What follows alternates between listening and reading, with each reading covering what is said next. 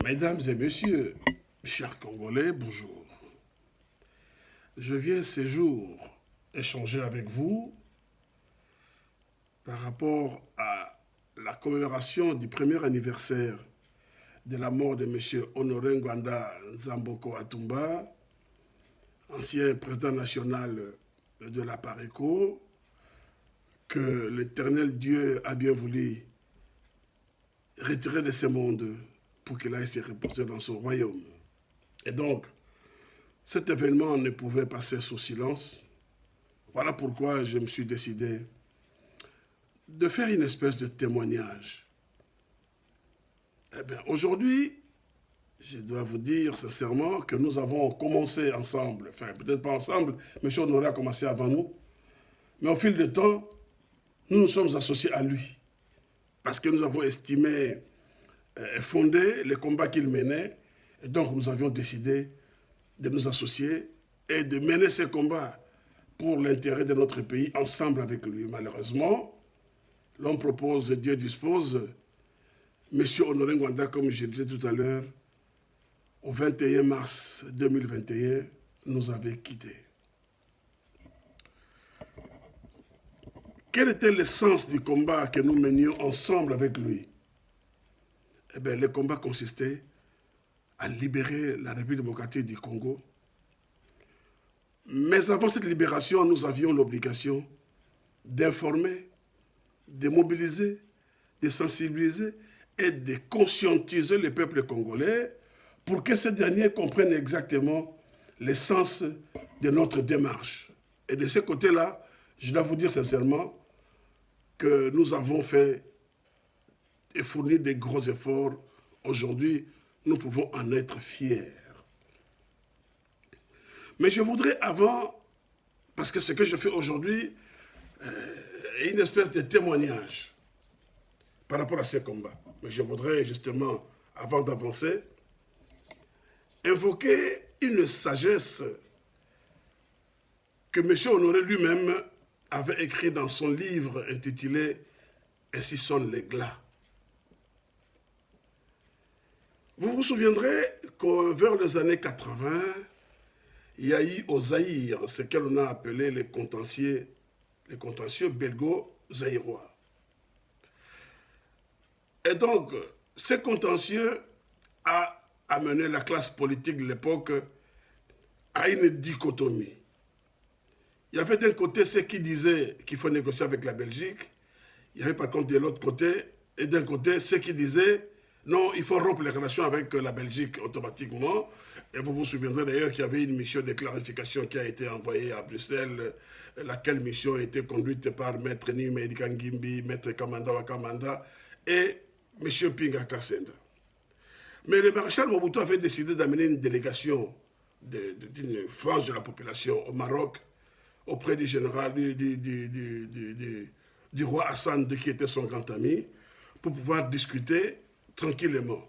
Eh bien, lors de la discussion dans une salle, un politicien s'est levé devant le roi Hassan II et le maréchal Mobutu pour dire à Mobutu, au maréchal Mobutu, excusez-moi, qu'il fallait automatiquement rompre les relations avec la Belgique, qu'il n'y avait pas de négociation à ce sujet.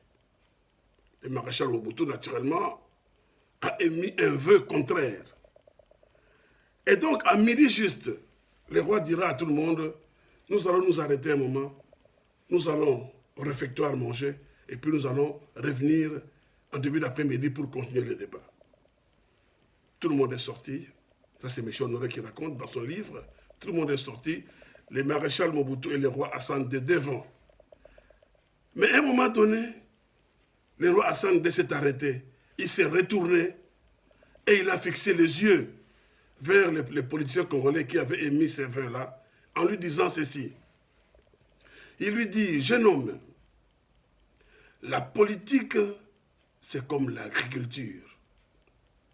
Il faut savoir récolter le fruit de sa semence à temps.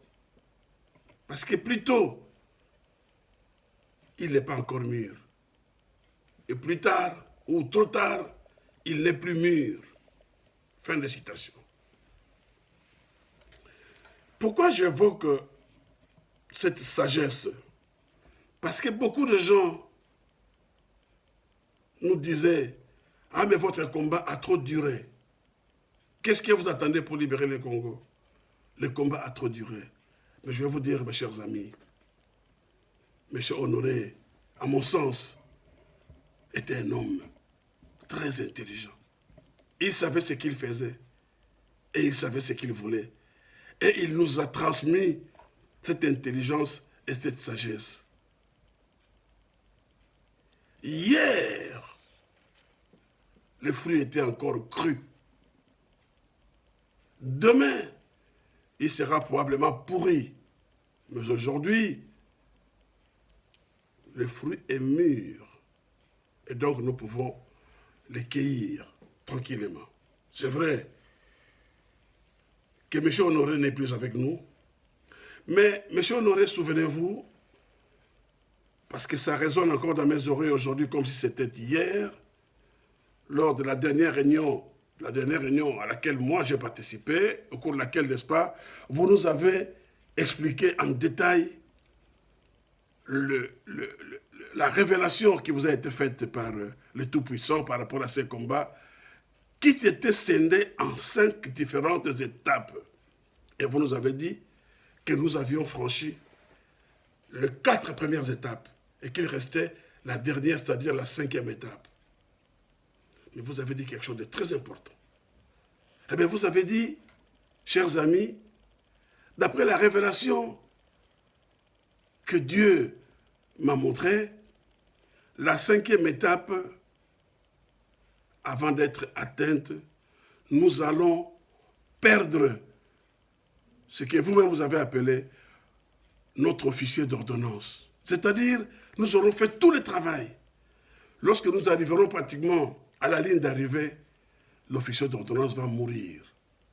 Et le reste du contingent va rentrer dans le pays comme des lépreux. Je n'avais peut-être pas compris en ce moment-là l'essence de ce message. Mais le jour où on nous a annoncé votre disparition et que j'ai commencé à réfléchir, j'ai compris que vous saviez que vous n'alliez pas voir la libération. C'est pour cette raison d'ailleurs qu'au dernier semestre de votre vie, tous vos discours, toutes vos allocutions étaient couvertes d'une phrase. Laquelle phrase disait, et vous disiez expressement, que même si je ne suis plus avec vous, vous devez continuer ces combats, parce que ces combats, c'est votre combat. Vous disiez aussi que ça m'importe peu que les gens parlent en bien de moi, Honoré Ngwanda. Parce que l'important pour moi, c'est que le message que j'ai tenté de vous faire passer pendant plusieurs années, je n'ai pas été compris. Mais aujourd'hui, tout le monde parle de la libération, tout le monde parle de l'occupation, et c'est là ma joie. Donc, même si je devais partir aujourd'hui, je suis sûr que vous allez continuer ces combats pour libérer ces pays. Et donc, M. Honoré savait que lorsqu'il nous disait que l'officier d'ordonnance n'allait pas voir la libération, il parlait de lui-même, selon les révélations qui ont été faites par Dieu directement, que lui n'allait pas voir la libération, qu'il allait faire le travail, tout le travail, mais qu'il n'allait pas voir la libération, qu'il allait mourir pratiquement à quelques mètres de la ligne d'arrivée, et que nous autres allions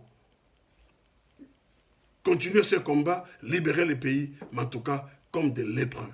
Et aujourd'hui, je suis convaincu que nous allons effectivement, parce que tous les signaux indiquent que le travail que nous sommes en train de mener est presque à son terme. Et les gens vont s'en rendre compte bientôt. C'est vrai qu'il y a eu des gens, il y a eu des moments où les gens nous ont négligés, les gens ont prétendu qu'après M. Honoré, rien n'allait se faire, rien ne pouvait être accompli. Et pourtant, une révélation reste une révélation. Parce que Dieu ne ment pas. Et nous sommes accrochés à cette réalité.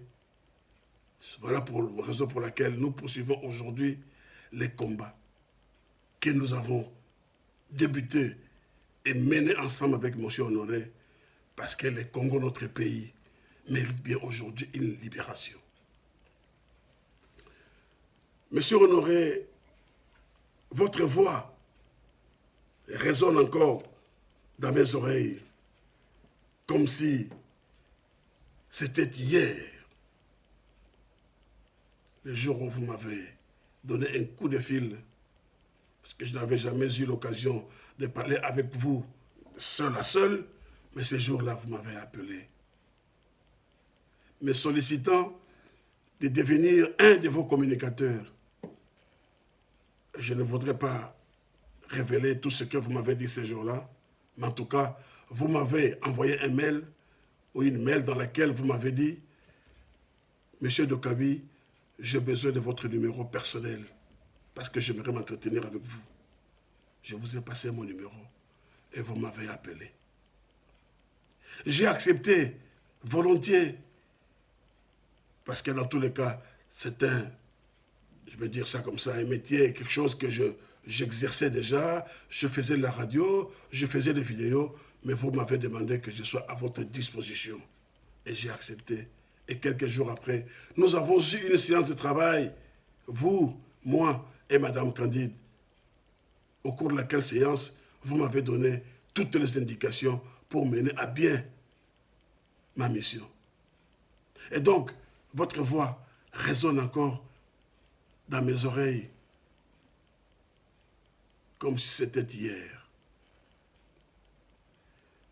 Mais je vous souhaite, Monsieur Honoré, là où vous êtes, une paix. J'aime que vous vous reposiez en paix, car la paix est un art pacifique, la paix intérieure est un art pacifique. Et vous méritez de rester tranquille, de vivre en paix là où vous êtes. Et je suis convaincu que tel est le cas.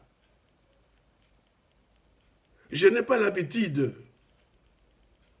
moi personnellement, de célébrer les morts. Je n'organise pas de messes, de festins, de retrouvailles, de ceci et de cela. Parce que je sais que ce n'est pas ça qui vous intéresse. Ce qui vous intéresse, c'est la mission pour laquelle nous étions engagés, c'est-à-dire la libération du Congo. Et je suis sûr que nous allons libérer ces pays, car seulement la libération de ces pays apportera de la joie immense dans votre cœur. Et voilà la raison pour laquelle nous n'allons pas baisser les bras. Nous allons porter ces combats jusqu'à la fin pour que votre joie et votre paix intérieure soient éternelles. Monsieur Honoré, nous vous assurons que le fruit n'est pas encore mûr, comme je l'ai dit tout à l'heure, mais il le sera bientôt. Tous les signaux montrent que le travail que nous sommes en train de mener portera ses fruits dans un avenir très proche. Et ces jours-là, probablement, que nous tiendrons des discours, nous tiendrons des allocutions, des longs discours d'ailleurs, je veux dire, pour témoigner vos bienfaits, votre sagesse et votre façon de vivre. Mais aujourd'hui, j'ai voulu juste faire un petit témoignage pour démontrer à quel point, moi personnellement, et je suis sûr que tous les autres avec qui nous avons combattu, avions appris de vous. Quand nous avons commencé ces combats, nous n'avions pas le bagage que nous avons intérieurement aujourd'hui. Mais grâce à vous, nous avons appris des choses. Et c'est ce que vous nous avez appris, Monsieur Honoré, qui fera de nous demain des grands hommes dans ces pays-là. Nous en sommes convaincus. Enfin, moi, personnellement, j'en suis convaincu. Voilà M. Honoré Ngwanda, les quelques mots que je puis adresser aujourd'hui à l'assistance, à ceux qui nous écoutent ou à ceux qui m'écoutent par rapport au premier anniversaire de votre disparition brutale. Mais je suis sûr, comme je l'ai dit tout à l'heure, que là où vous êtes en paix et vous méritez la paix. Pour finir, je vous dis, rendons-nous, ou je vous donne rendez-vous, voulais-je dire, les jours de la libération. Ces jours-là, peut-être que nous tiendrons des discours de 2, 3 heures